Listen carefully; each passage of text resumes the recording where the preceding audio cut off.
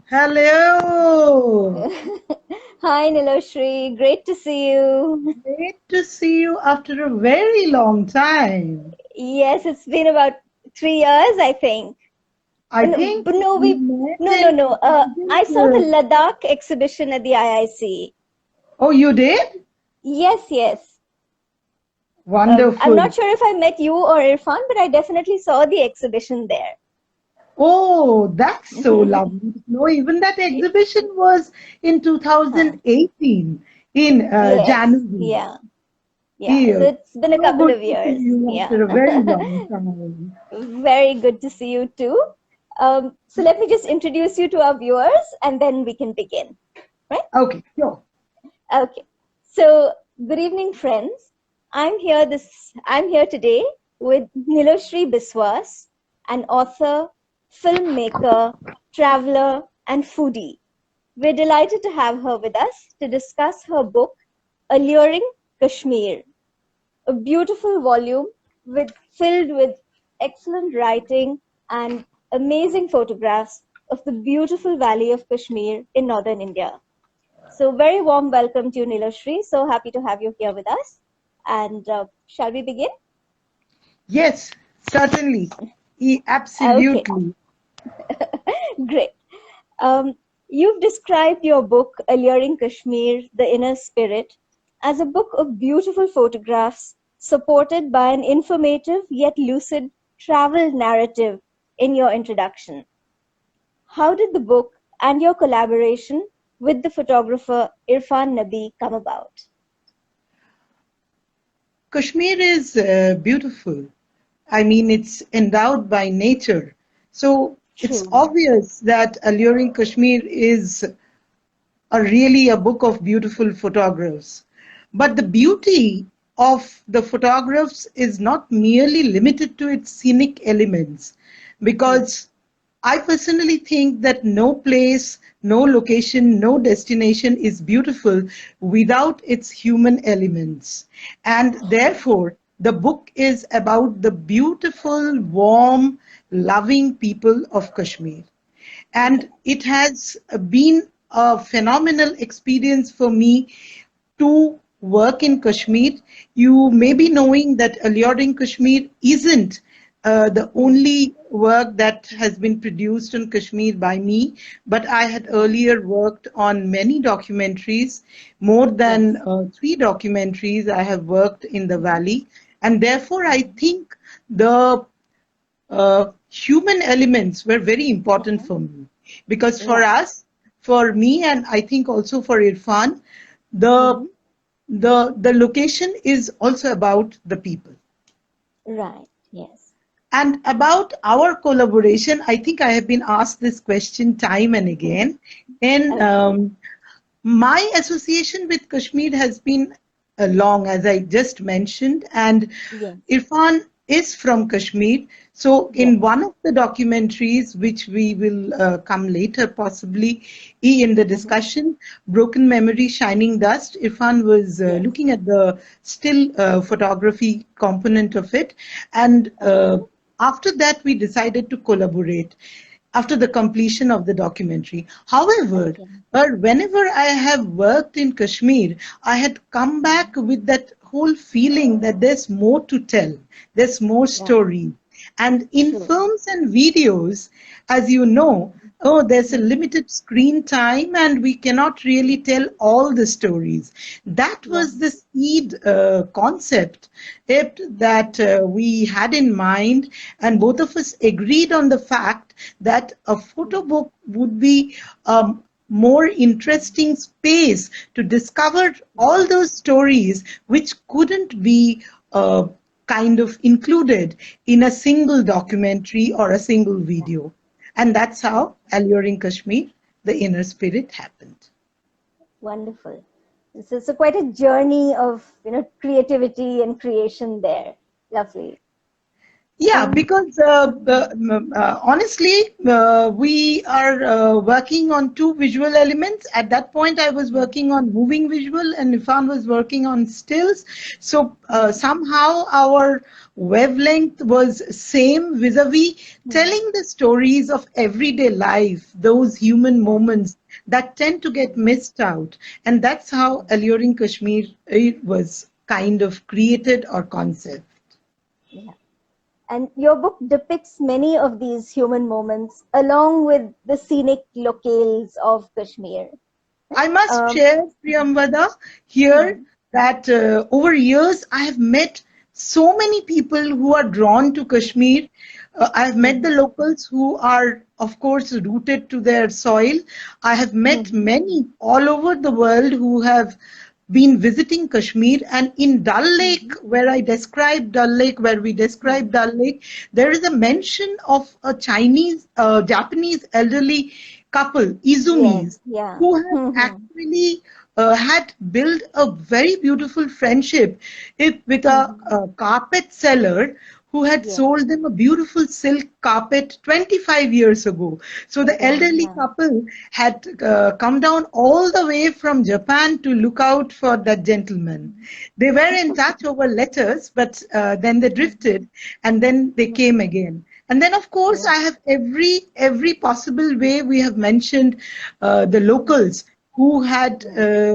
whose stories, whose experiences have been Yeah. absolutely fascinating. Irfan, in his own way, True. as an insider, and me as Yeah. a visitor and a filmmaker, we have Hmm. always met so many people. So they are integral to our book. Lovely. Yeah. And apart from the people who are, of course, integral to your book, you also have photographs of many of the beautiful and scenic locales of Kashmir. So, do you have any favorite locales in Kashmir and why? It's very hard to choose, though. True, it's Extremely all hard to so beautiful. choose. Who's Yeah. it's absolutely endowed by nature, and it's beautiful wherever you look around. But however, I have a little bit of a preference for Mm-hmm. the winter Gulmarg, the beautiful Mm-hmm. snowy Gulmarg, No, the yeah. rolling meadows covered with snow. Oh, Snow, yeah. the silence and the snowfall. Mm. It's Yeah, absolutely a storybook material. As you may be true. knowing that I was born and raised I've in been, Calcutta. For okay. us Huh. snowfall, watching snowfall right in Yeah. there is a matter of a Hmm. storybook only. So for It's nothing me, less than fairyland, I think. Yeah. Gulmarg winter is Yeah. absolutely special. True, true. No, it's just spectacularly beautiful, I remember. It's very beautiful. Uh, It's very beautiful. yeah, And you true. have those uh, vast meadows which are already covered Yes, by snow, the ones that we true, usually see in summer, which are lush green, and then the true. contrast of nature and immense Hmm. silence and the drizzling Yeah, snowfall and true, the skiers whizzing by. So it's really a true, beautiful experience. true. Quite a winter wonderland, in fact. Yes, Um, very much. you've you've mentioned the green meadows of Gulmarg, and you have a section in your book on the Mughal gardens of Kashmir. Yes. So, could you tell us a bit more about the gardens and why do you think the Mughals were so fascinated by Kashmir, the great Mughal emperors? See, Mughal Gardens is one of the most visited places in Srinagar. And also, those who are even more interested, there are places to visit in Verinag as well as Yes, Manasbal, which I've mentioned in the book. Look, yes, I think the tourists are drawn by the architectural splendor. They are hmm, architectural marvels, and the hmm, ones who have special interest in Mughal history, and particularly hmm, the lifestyle of the Grand Mughals, they are drawn to it. hmm, To me, hmm, the Mughal importance of Mughal gardens is that I think the geography, the weather, the flora and fauna of hmm, Kashmir as a region is very hmm, close to where they came from. yes, Particularly, the dynasty E is from Ferghana, which is in current Uzbekistan and Kyrgyzstan. So, Babar actually mentions in his Baburnama that he's fond of different kind of fruits that grows in Ferghana, and it is very similar to the kind of horticulture that grows in Kashmir, like apples, peaches, apricot, cherries. These are the fruits which he was very fond of, and he clearly mentions it in Baburnama. And of course, we know that they were in the more summery part of the subcontinent, and for them, Priyamvada, are you there? Yeah, I'm here. I think we have some connectivity issue on the line, but I can hear you. I think there's a bit of a lag, but I think you are there in the audio, I suppose. So, as I was saying, that they were based in this part of the subcontinent where it was really heat and summer. So, Jahangir's fascination going there during the summer months, which is relatively cooler, the high mountainous region, all of that added, I think, to a relatability factor and to their own roots. That, I think, is one of the reasons why Kashmir was so big a favorite with them. In the later Mughals, of course, Dara Shikoh was very drawn to Kashmir, and he found his murshid or his spiritual guru, who Akund Mullah, who was in Kashmir at that point of time. And Dara actually made a 7-tiered palace called Pari Mahal, which faces Dal Lake, and which is at the foothills of Zabarwan Hills. And he found it a very conducive atmosphere for his learning of Sufism, the spiritual narrative that he followed, the school that he followed. So fascinating insights into history and the lives of the Mughal emperors there. Thank you so much for sharing that. Thanks. Your book also features images and descriptions of monuments from the earlier history of Kashmir, such as the temples at Parihaspura or Patan and the Sugandhisha temple. You've mentioned that these could be developed as tourist destinations in your book. Are they less visited now because they're less accessible, or do more facilities need to be developed in the area? What is your experience of this? See, I will say that they're very much accessible. Well, they're absolutely accessible. People can reach there. People can go there. But I will go back a little in the backdrop of how I feel about these sites. They're immensely important archaeological heritage sites of ancient Kashmir. And in Kalhana's Rajatarangini, we have a record of the regimes in which these sites were made. Like Parihashpura was made in 7th century by Lalitaditya, the then king of the region. And of course, Sugandesha temple is the temple that Queen Sugandesha had commissioned in her name. She was the queen of Shankaravarman in 9th century. I personally feel that people who are drawn on towards these special interest places, these are special interest tourism spots, special interest places, but people who have a knack for ancient history, cultural studies, archaeology, heritage, they do visit. I did, because I have a huge interest in ancient history as well, history at large and ancient history. So my whole thing is that if there would be a little bit of more kind of, you know how it is in Rome, how the old city is like that you can go, you have all kind of food access, this, that. It's a holistic kind of a tourism which can be developed. But otherwise, I think it's immensely popular with people who are really interested in archaeology and who are interested in ancient history component of it. Now that's fascinating to know that the lesser known destinations of the earlier history of Kashmir are also of interest to tourists and accessible to tourists. That's good to know.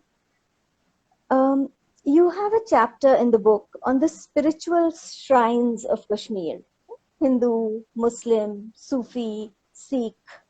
So could you tell us a bit more about their significance in the life of the people of Kashmir? I would say that the significance is very deep, and it's almost in everyday life. Kashmiri society is has been inclusive always. The fabric of the society is about pluralism, and I think I personally, my experience, and I also historically understand and know that Kashmir had different eras where different faiths have dominated. It had Hindu era, it had Buddhist era, and it had Islam in the later coming into the valley. And I personally think that everything is very intermixed and very beautifully in place, and there are shrines all over the entire region, and people from all faith and spiritual background visit them. I have personally visited Kheer Bhavani temple, which I have mentioned in the book, and the local I've been Muslims. there too. Yeah. Sorry? I've been to Kheer Bhavani too. It's very Oh, okay. beautiful.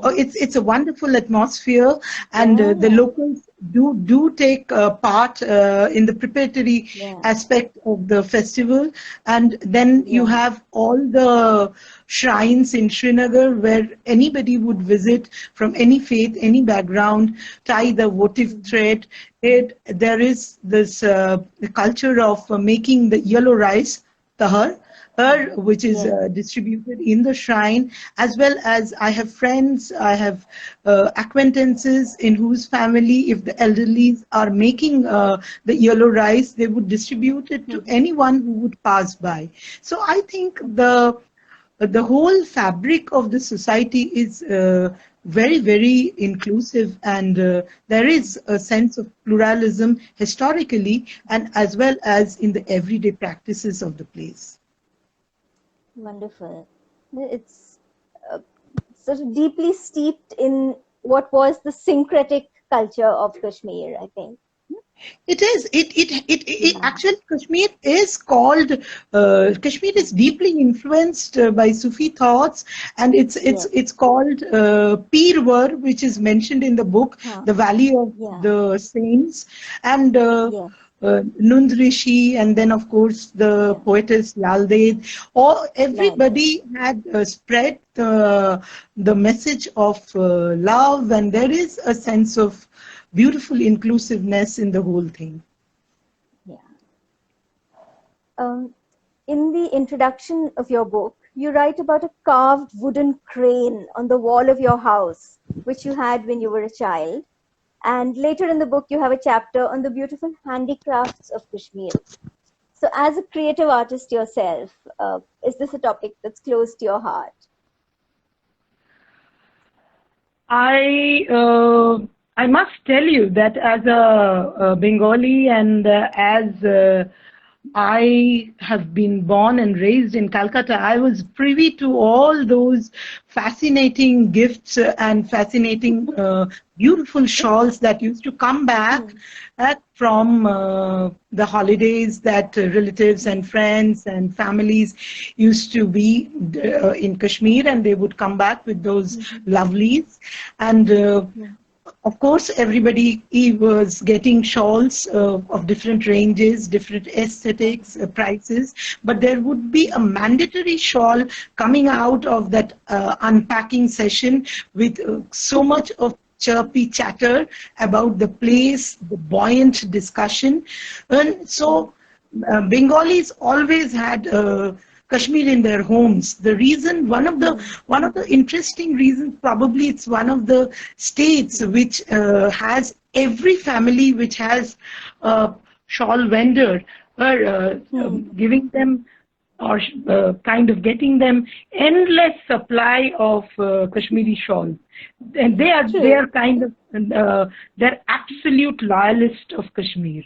And as you know, Bengalis travel a lot, so the annual holidays and the Durga Puja vacation, and everybody in my childhood, at least, which is early 80s, is I mean, families would make sure that they visit Kashmir once in their lifetime. Such was the deep fascination, and I think such is the deep fascination.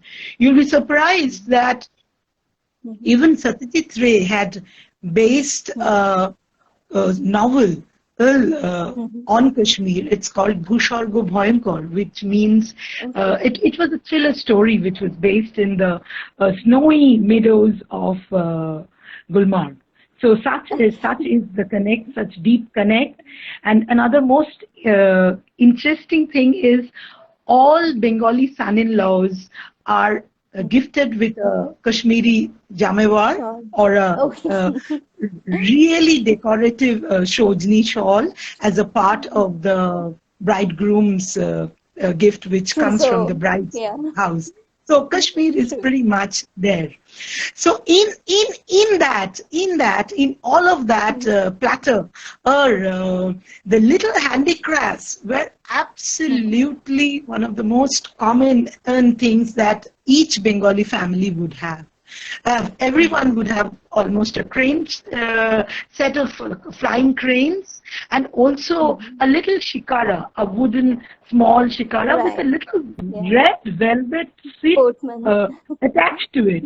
So I was, you would be surprised, Priyamvada, that when I went to shoot in Kashmir, I brought back one of those little shikaras, because I never had that during my childhood. I had that flying crane on the study room where I used to be those days. Okay, wonderful. So clearly Kashmir is an integral part of Bengali culture. Very, very strange. You will, again, now as I speak to you, I must share this.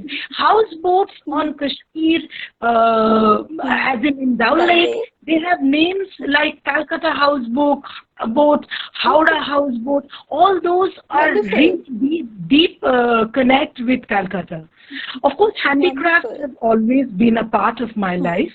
My career began with a very beautiful film that I did on the embroidered art of India, and it was called A Courtyard Tale. It took me to all over the length and breadth of the country, and I shot for nearly 52 days, and I really closely witnessed first the women in craft, their life, their karigari, their art. Later, I made a film on the bell metal craft of Bengal, which is equally famous and old, has a long history. And then, of course, some films in Kutch with a very dear friend, and who is also a craft design person, called Judy Fretter. And then finally, I made a film on Pashmina which was aired in History Channel. So it is very much a part of my film journey. It's close to my heart. And in fact, my upcoming book has a very detailed chapter of traditional crafts. So when the book is out for the readers, they will get to read about the traditional crafts of the place on which the book is based. Okay, wonderful. You mentioned your documentary films earlier, and your documentary film Broken Memories, Shining Dust on the Women of Kashmir was an official selection at the 65th Cannes International Film Festival and is now a part of the permanent archives of the Oscar Library, as well as various eminent academic library collections. So could you tell us a bit more about that film? Broken Memories, Shining Dust is a film about conflict and women. And I believe that any geopolitical conflict across the world, women and children bear the biggest brunt of it. During my different work projects in Kashmir, I have come across many such women, closely been a part of their life, witnessed the kind of brutal losses is the immense loss that they have suffered due to the long drawn conflict in Kashmir. And that is the basis of my film, that is the key theme of the film. The film talks about the loss and how the loss is being borne by mostly the women and how they have been forcibly separated from their dear ones, and how many hundreds of them are still in wait for their husband, sons, brothers who have disappeared during that period of time when the conflict started in Kashmir. And the film really delves into this very humanitarian space where women, along with their loss and along with their pain, are coping up with their life, and they are with some sense of hope. They are trying to move forward to accommodate themselves in their present day lives as they wait for their dear ones to come back. The film was selected as a part of the Cannes documentary section, and later it traveled across. It won multiple awards on human rights category in Europe, as well as it has been acquired by all the major universities in US, including Harvard. Harvard had a very lovely screening way back in 2015 and as well as Columbia. It is also a part of the Academy of Motion Pictures, commonly known as Oscar Library, in the permanent archives of the library. It is in SWAS and many other international academic institutions as a part of a visual study on gender and conflict and peace resolution, etc. Wonderful. We are presently living in a pandemic situation when travel is not easy and it's certainly fraught with risk. Are you hopeful for a revival of travel in future, particularly since the economy of Kashmir is dependent on tourism to a significant extent? See, I would say human beings are traveler by instinct. Weren't we actually nomads? We were, absolutely. Once upon a time, yeah. And I think travel will happen, but one will have to give it time. Travelers will start traveling not only to Kashmir, to everywhere in the world where their mind fancies, where they want to go. Once they are not apprehensive of being infected with COVID-19, but that will only be possible perhaps in the coming months, and some time will have to be given. We'll have to watch out and see how things evolve. Yes, tourism is a significant part of the economy of Kashmir, but horticulture and handicrafts are equally important for the Kashmiri economy. So I think tourism will open up and things will be a little more easier when it's time for it. But more than that, I think the political stability and a sense of peace has to be restored, because that is how any good tourism can happen. Any tourism, any responsible tourism, any sustainable tourism can only happen in areas where there is no conflict, where there is a political stability. That I firmly believe, and in Kashmir, it's no exception. You've mentioned that Irfan and you are collaborating on a new book which will be out soon. So could you tell us a bit more about that? We are very excited. We just wrapped up our new book. It's on Banaras.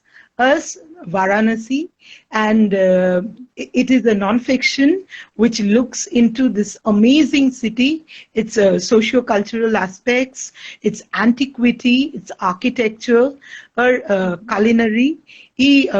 And of course, no work of ours is minus people. So it's lot of people stories in there, and traditional crafts, which I had earlier mentioned a little bit ago. And of course, the Yes. eccentricities of every place is very distinct, very important to note, take a note of.